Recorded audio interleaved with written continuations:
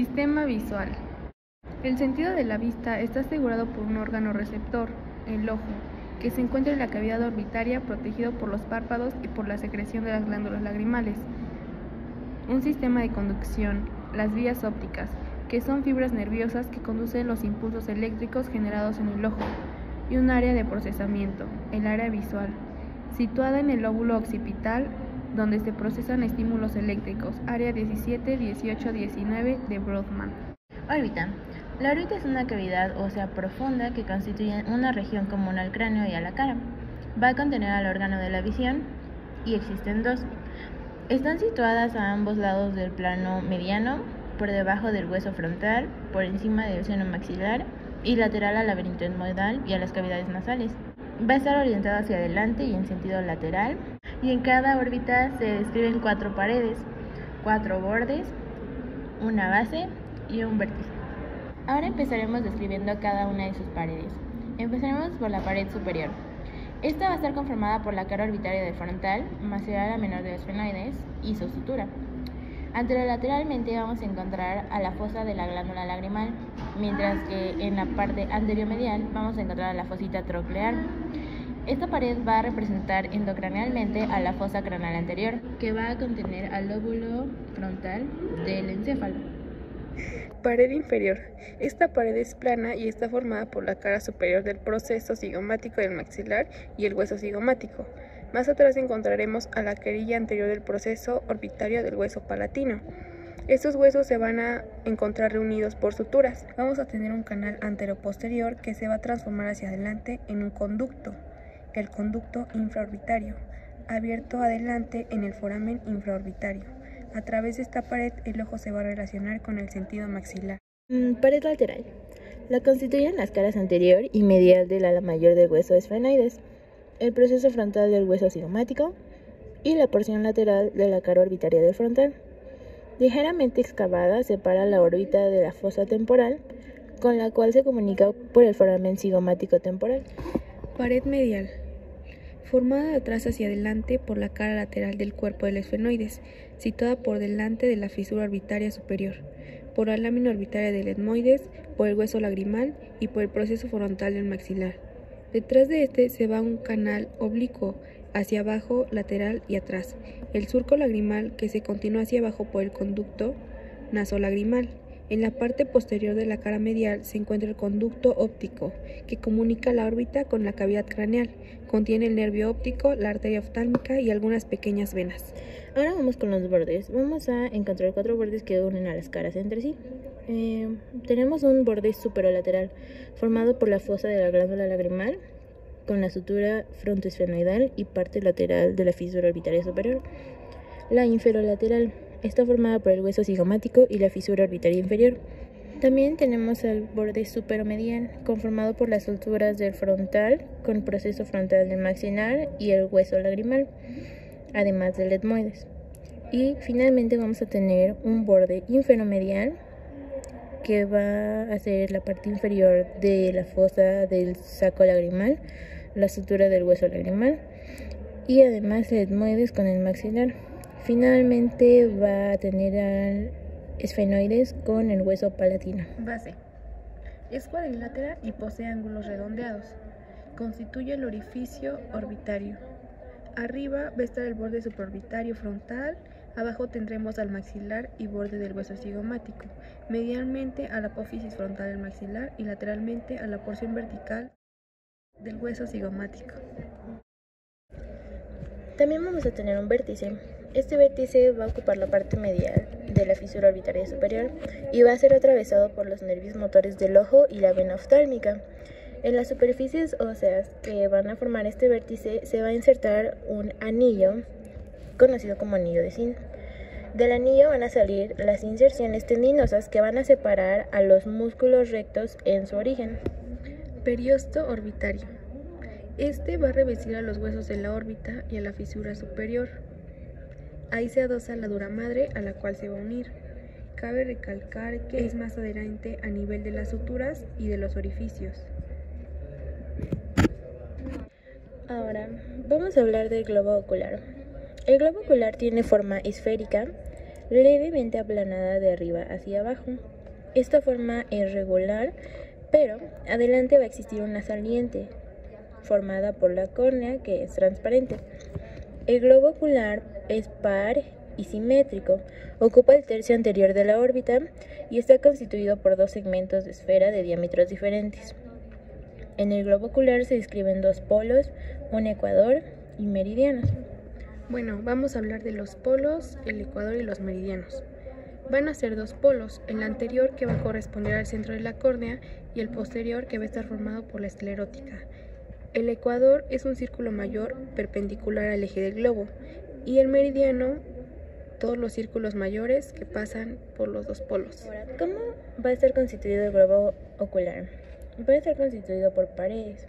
Estas paredes son envolturas del globo ocular y son tres. Yendo desde la periferia hacia el interior se denominan capa externa, base fibrosa y constituida por la esclerótica y la córnea. Ahora tenemos también una capa media. Esta va a ser puramente vascular y comprende la coroides, el cuerpo ciliar y el iris. Y finalmente vamos a tener una capa interna. Esta capa interna es nerviosa y está conformada por la retina. Bueno, la capa externa. La esclerótica va a ocupar 5/6 posteriores de la capa periferia. Va a ser opaca y su forma va a ser calota. Sus superficies, va a tener una superficie externa. Esta va a ser convexa, blanco azulada y con la edad tiende a poner amarillenta.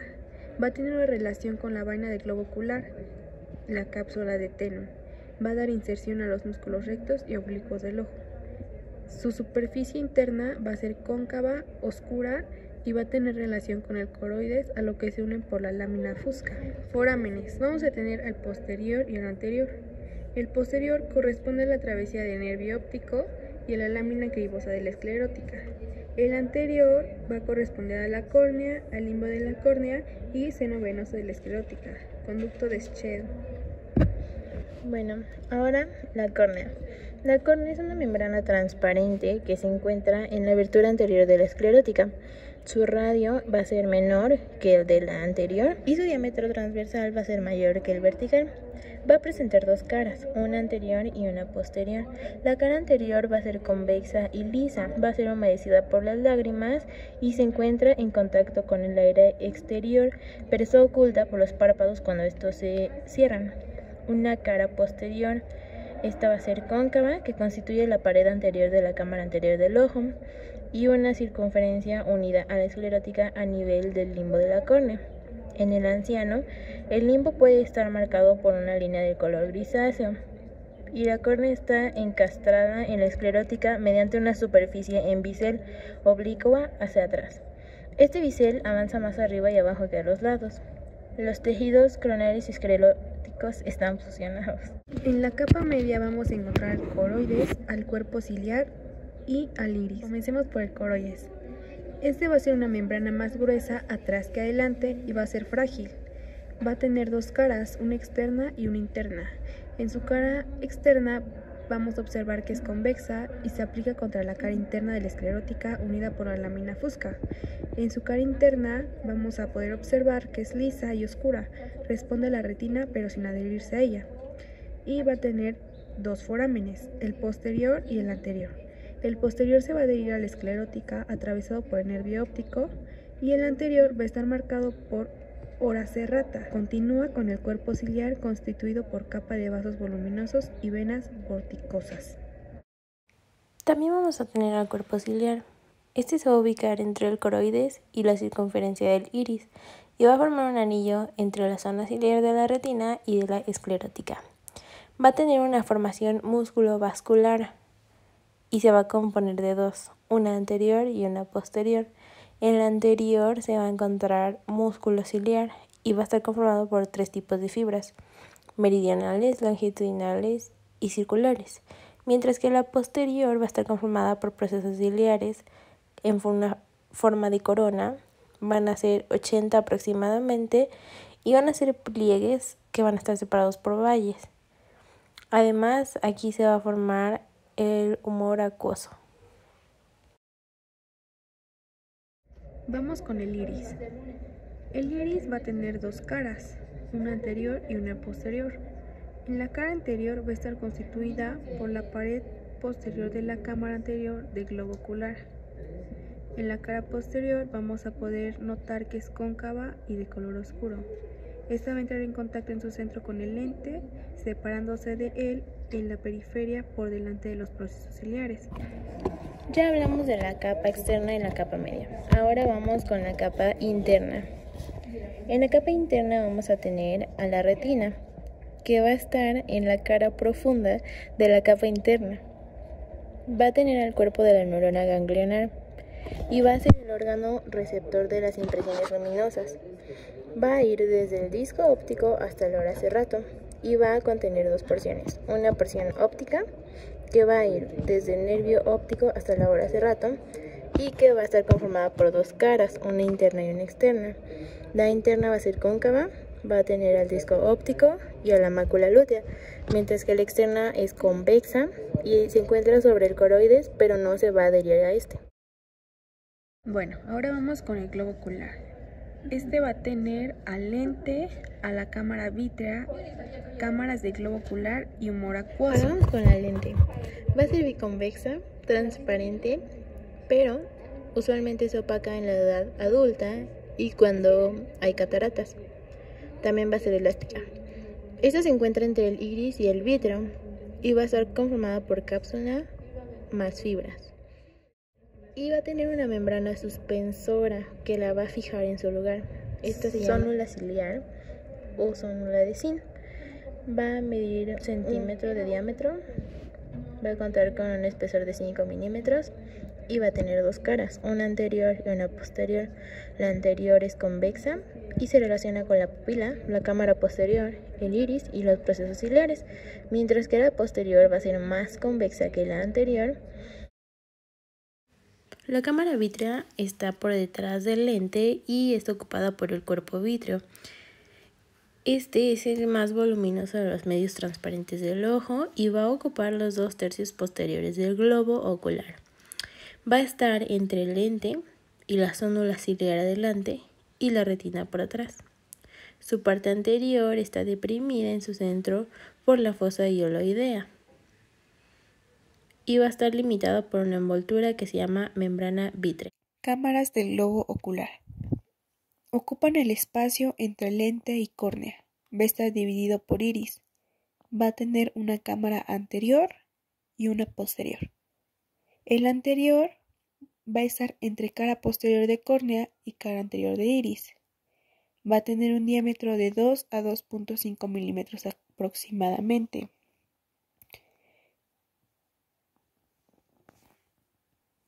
Su circunferencia va a estar marcada por el ángulo iridocorneal, donde el iris se adhiere al limbo esclerocorneal a través de la red trabecular. Humor acuoso. Es un líquido incoloro, perfectamente limpio. Va a llenar las dos cámaras del globo ocular y va a ser secretado por procesos ciliares. Va a nutrir al lente y va a drenar en el seno venoso del esclerótico. Continuemos con las estructuras accesorias del ojo. Estas son las encargadas de movilizar y proteger el globo ocular, vasos y nervios de la órbita. Hablaremos sobre músculos extrínsecos del globo, nervios oculomotores, anatomía funcional, aparato de protección y vascularización del globo ocular y de la órbita. Anillo de zinc. Se inserta en la parte medial de la fisura orbitaria superior. Se va a dirigir hacia adelante y se va a dividir en 4 bandeletas inferiores, medial y lateral, y las superiores, medial y lateral. Continuemos con el músculo recto superior. Este se va a insertar entre 2 bandeletas superiores del anillo de zinc y por encima del conducto óptico. Va a pasar por encima de inserciones terminales del músculo oblicuo superior y se va a fijar en la esclerótica. Va a tener 1 centímetro de largo y se va a encontrar delante del ecuador. Continuemos con el músculo recto inferior. Este va a estar entre bandaletas inferiores del anillo de zinc, como ya mencionamos antes, donde está ubicado el anillo de zinc. Sigue el piso de la órbita y se va a fijar lateralmente a la esclerótica. Continuemos con el músculo recto medial. Este se va a insertar entre las bandaletas mediales, superior e inferior del anillo tendinoso común, situado verticalmente en la órbita. Se va a extender de atrás hacia adelante y se fija en la esclerótica, siguiendo una línea vertical curva delante del ecuador del globo ocular. Ahora vamos con el músculo recto lateral. Este va a estar entre bandeletas laterales, superior e inferior del anillo de zinc. Va a alcanzar a la cara lateral de la esclerótica y se va a fijar detrás de la córnea. Vamos con el músculo oblicuo superior mayor. Este se va a insertar atrás de la pared medial y superior del conducto óptico y sobre la vaina del nervio óptico. Se va a dirigir hacia el borde superomedial de la órbita y va a penetrar la tróclea de reflexión. Se va a fijar sobre el globo ocular y por medio de un tendón ensanchado situado por debajo del recto superior en la porción superolateral del hemisferio posterior. Bien, ahora vamos con el músculo oblicuo inferior. Este se inserta en el borde superior del conducto nasolagrimal. Va por encima del piso de la órbita y medial al recto lateral, por debajo del globo ocular. Se inserta en hemisferio del globo ocular, por debajo de la inserción ocular del músculo oblicuo superior. Sigamos con la vaina del globo ocular o también nombrada cápsula de Tenon. Va a ser una membrana y va a cubrir el contorno de la córnea hasta donde emerge el nervio óptico del globo ocular. Va a tener dos caras, una cóncava y una convexa. La cóncava va a ser en relación con la esclerótica y la convexa con el cuerpo adiposo de la órbita. Va a estar perforada por nervio óptico, nervios y vasos ciliares. En esta cavidad es en donde el ojo va a realizar sus movimientos. Sigamos con los nervios oculomotores. Estos corresponden a tres nervios craneales: el nervio oculomotor, el nervio troclear y el nervio abducens. Continuemos con el nervio oculomotor. Va a tener un origen aparente situado en cara anteromedial del pedúnculo cerebral y un origen real, delante y debajo del conducto del mesencéfalo, en sustancia gris, delante del colículo superior. Va a tener un núcleo somatomotor y un núcleo oculomotor accesorio. Hablemos del somatomotor. Este va a tener un componente funcional. Va a ser análogo al de las astas anteriores de la médula espinal. Comanda a los músculos estriados. Se pueden distinguir centros propios para cada músculo en el seno de estos núcleos. La mayoría o la mayor parte de las fibras que aquí se originan son homolaterales, pero existen algunas fibras cruzadas. Este núcleo va a estar conectado con la vía motoria voluntaria, con la vía sensitiva principal y con el cerebelo. Sigamos con el núcleo oculomotor accesorio. Está situado por detrás del precedente y en él se originan fibras iridoconstructoras para el músculo esfínter de la pupila y el músculo ciliar. Nervio troclear. Su origen aparente va a ser el nervio troclear, que aparece en la cara posterior del mesencéfalo, debajo del colículo inferior. Posee una emergencia dorsal a ambos lados del vedo medular superior. Es el único nervio craneal que decusa sus fibras antes de salir del tronco encefálico y el único que emerge por su cara dorsal. Trayecto. Va a ir desde este origen. El nervio se dirige lateralmente hacia abajo y adelante, rodeando en una curva la concavidad medial, la cara lateral del mesencéfalo dentro de la cisterna ambiens. Cambia de dirección y transcurre de atrás hacia adelante y llega a la parte posterior del seno cavernoso, en el punto en que los dos circunferencias de la tienda del cerebelo se entrecruzan, penetra en la pared lateral del seno cavernoso, a la que recorre y entra en la órbita por la fisura orbitaria superior, quedando lateral al anillo tendinoso común y se vuelve oblicuo hacia adelante y medialmente, para llegar al borde superior del músculo oblicuo superior, donde termina. Continuemos con el nervio abducens. Va a tener un origen aparente y uno real. En el real va a ir desde el surco medulopontino medial a facial. Su origen real será el piso posterior del cráneo. El núcleo del nervio abducens situado en la profundidad del piso del cuarto ventrículo en el colículo facial. Va a tener un trayecto que va a iniciar desde el origen, se va a dirigir lateralmente arriba y adelante. De ahí continuará al seno cavernoso, a la fisura orbitaria superior, al anillo tendinoso común, a la órbita del músculo y finalmente al recto lateral. Bueno, sigamos con las sinergias de los globos oculares. Aquí insertamos una tablita para que sea más fácil, ¿ok? Pero aún así les vamos a decir cuál es la función de estas. Bueno, estas van a comandar la visión binocular, durante la cual los dos globos oculares se van a movilizar al mismo tiempo. Estas son complejas y se esquematizan.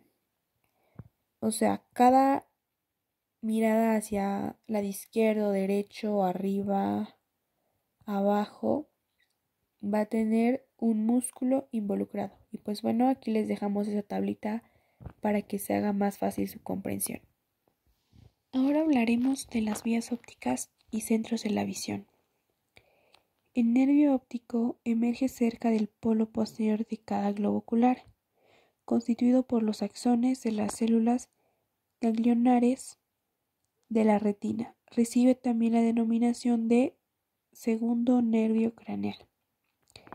Su origen va de las fibras retinianas que convergen hacia el disco óptico, atraviesan coroides y la esclerótica. Por último, tenemos al quiasma óptico, los tractos ópticos y las vías centrales. El quiasma tiene la forma de una lámina cuadrilátera, alargada en dirección transversal. Esta va a recibir en sus ángulos anterolaterales a los nervios ópticos, mientras que de sus ángulos posterolaterales parten los tractos ópticos. Estos tractos ópticos, como ya lo mencionamos, van a prolongar posterolateralmente al quiasma. Se dirigen hacia atrás y afuera rodeando el mesencéfalo. Las vías centrales. La primera neurona retiniana está constituida por la neurona bipolar de la retina. Esta neurona es corta y sus dendritos se relacionan con las células especializadas en la recepción de estímulos luminosos.